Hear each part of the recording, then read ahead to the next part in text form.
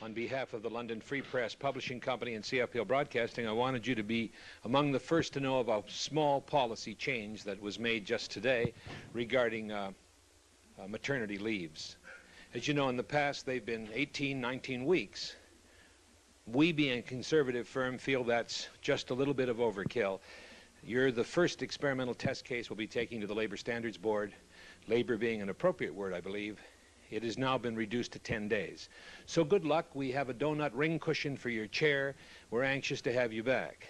There's a lot of unemployment in Ontario. Please don't add to it by going through with this madness of 19 weeks maternity leave. It's not only impractical, in your case, it could be suicidal. Hurry back.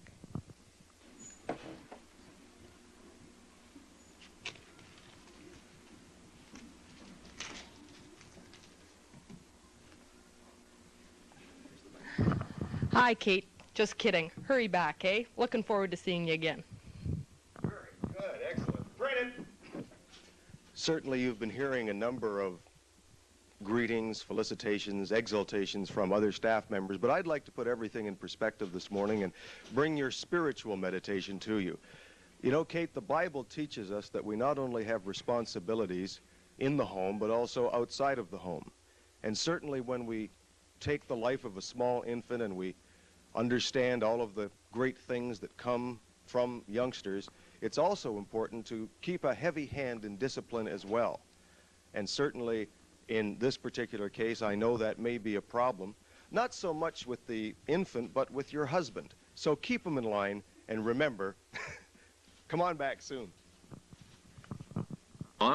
And congratulations. Remember the way I used to help you a whole lot with your show with those sleazy remarks over the intercom and all of the neat stuff from Copley that I used to pass along to you, and the very appropriate music once in a while?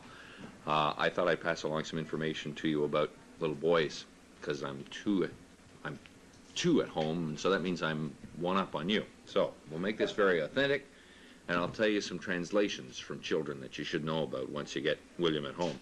Right away means pretty soon. If he says I'm coming, he's not coming. Pretty soon means he'll never be there. If he says he's all dressed, he has his undershirt on, maybe.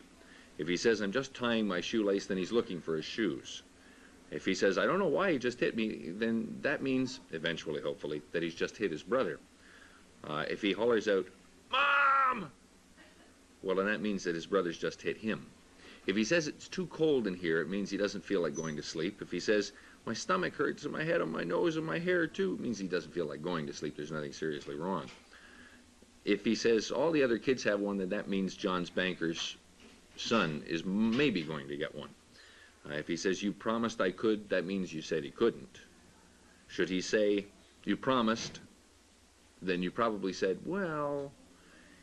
If he says his teacher, Miss Smith, is mean, that means he's learning how to read.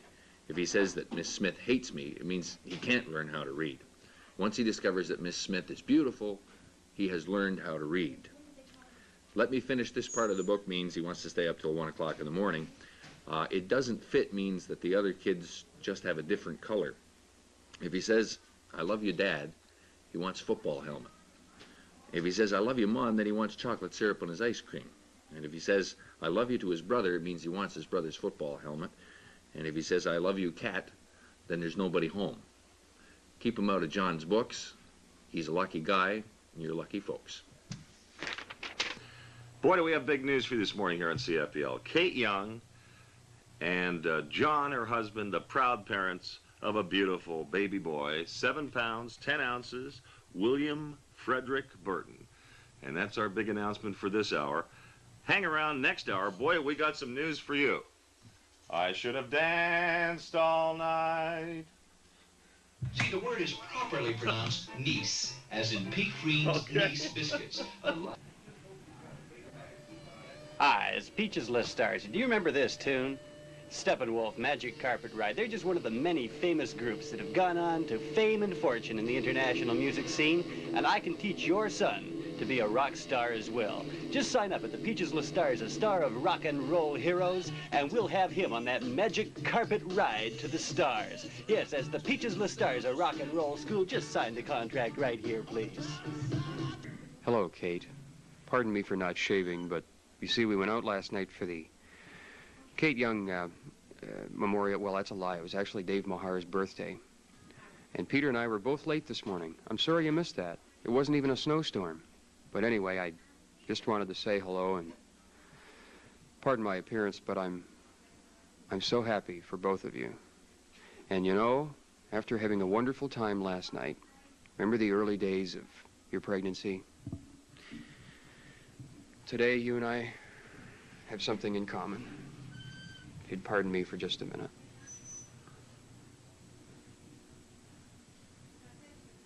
Hi, Kate, John, little Billy. First of all, congratulations from the sports department at CFPL Radio. You know, it is very important, particularly for little boys, to be diapered properly. If they're not diapered properly, it becomes an emotional hang-up later in life. I know that's a very little-known fact, but it is true. I would like to suggest that you use the tried and true baseball method for diapering little Billy. Now, how you do it is this. You put the diaper out, like so, in the shape of a baseball diamond, okay? Then you take second base and you pull it up to home plate. Then you take little Billy's bottom and you put it on the pitcher's mound. Then you take home plate and second base, which are now the same, put them up like so, bring first base in, bring third base in, and pin it all together. I hope you understand that, because it's very important to be done properly, particularly with little boys, because they sometimes respond with spitballs. Oh, there you are. I was really busy, as you can see, and they called me out of the newsroom. They said it was a chance to talk to Kate. But I thought you were here, but you're not. But I am. At any rate, I got to get back and get this in the machine, otherwise, you know, there won't be any news. But I'm really glad to hear how things went for you in the hospital. I knew they'd go well anyway, because you're such a supreme person and nothing ever goes wrong.